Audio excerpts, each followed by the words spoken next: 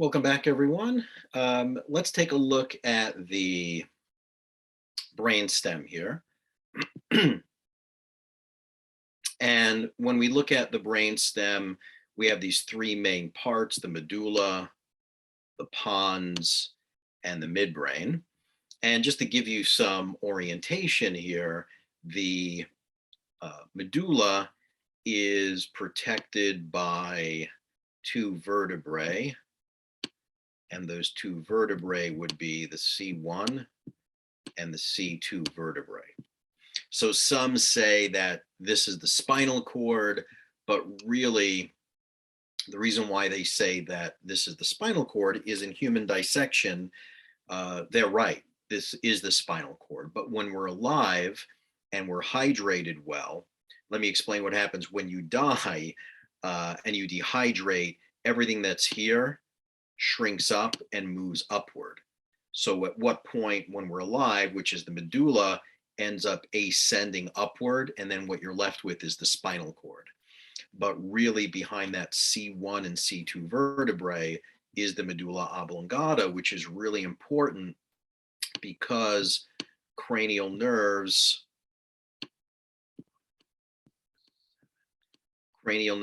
8 through 12 nuclei originate there. So you can influence a lot of function by stimulating this area of the medulla, which affect cranial nerves 8 through 12. Okay. One of the biggest cranial nerves that originate there is cranial nerve 10. Cranial nerve 10 is the vagus nerve or the vagal nerve. So we'll call it vagus. And this controls about 90% of parasympathetics. So from this part of your neck, this controls the heart, the lungs, the stomach, digestion, about all of the internal function of the abdominal region. Super, super important, major impact over the immune system as well. That's why I love being a doctor of chiropractic. By adjusting this region of C1, it has a major influence over an individual's overall health. Okay, let's see if we can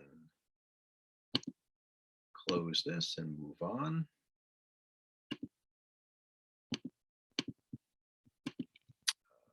Let's see, here we go. So here's just a little close-up view of the medulla, the pons, and the midbrain.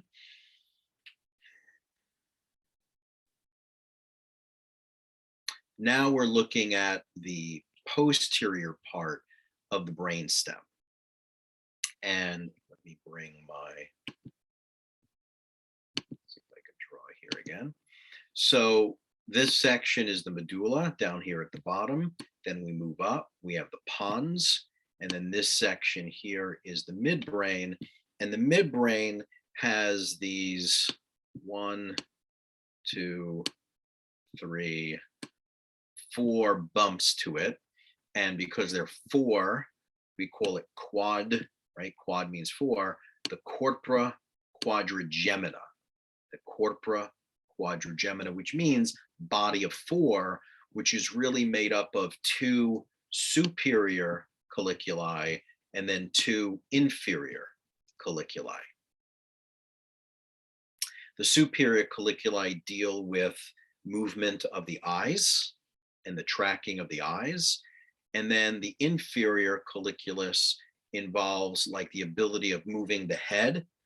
When you hear like a loud noise, a loud bang, and your head moves to kind of protect yourself and see what's going on, that's where the inferior colliculus is, moving the head due to auditory input.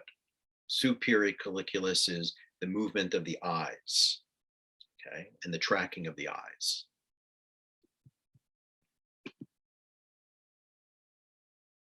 Let me clear that out.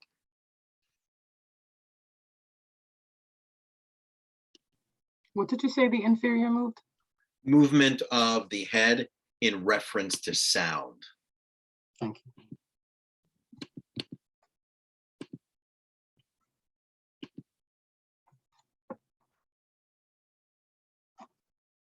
if you could just mute yourself again, thank you. Let's see, what else do we have here? This is looking at the brainstem from the anterior view. So again, we have a medulla, pons, and the midbrain from the anterior view. These two regions are called the medullary pyramids. And the reason why they're called pyramids is this is where you will learn in lecture about pyramidal tracks. Pyramidal tracks are tracks that start in the brain, and when they come down here at the level of the medulla, they actually do, let's see if I can draw this out for you again. They actually come down from the brain and then they crisscross here.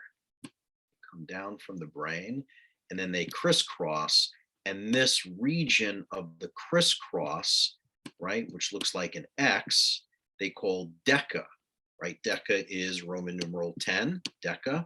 So they call it the decussation, the decussations of those pyramidal tracks. The crisscross is why the left side of the brain controls the right side of the body, and why the right side of the brain controls the left side of the body. Okay, so it's a really important region.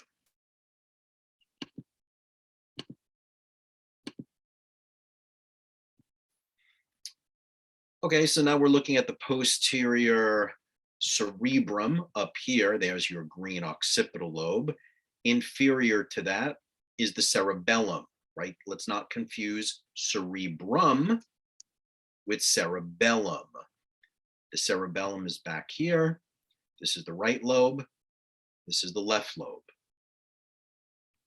Cerebellum is dealing with balance and coordination. So all of the messages that your frontal lobe generates to create movement, it's going to send a photocopy to the cerebellum. And the cerebellum is going to tweak the movement to make it a little bit more coordinated.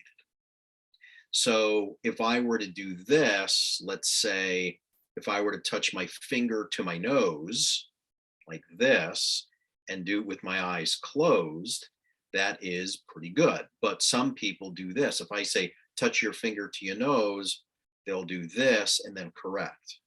Or they'll do this, it'll shake and then touch. Those are cerebellum issues, especially some of those movement disorders. So there should be smooth movement to coordinate, but if there's a lesion in the cerebellum, you get the stop, go, stop, go, stop, go, stop, go, stop, go, and stop, go looks like a tremor. When a police officer is at a checkpoint and they say, please step out of your vehicle, we have a feeling that we smell alcohol on your breath, please walk heel to toe, they're making sure that you have good balance. If alcohol got into the cerebellum, you have no balance and you can't touch your finger to your nose for coordinated movement. That would make them suspicious, of course. So here's the right cerebellar hemisphere. Here's the left cerebellar hemisphere. And right between the both is what we call the vermis. Vermis means worm, right in here. When we separate the two cerebellar hemispheres, we can see the outer portion and we can see the inner portion. The outer portion, remember the outer portion of the cerebrum was called the cerebral cortex. When it's of the cerebellum, it's called cerebellar cortex. That's gray matter. In the center, this kind of looks like the veins of a leaf. The veins of a leaf is called arbor vitae. Well, what do we do on Arbor Day? We plant a tree. This looks like the tree or the branches of a tree or the branches of a leaf, you know, the veins of a leaf. So arbor vitae means tree of life. Arbor vitae. This is white matter. The cerebellar cortex, which is surrounding it, is gray matter. Okay, let's take a look at the ventricles now. Let me pause it here and I'll create a separate video just for this.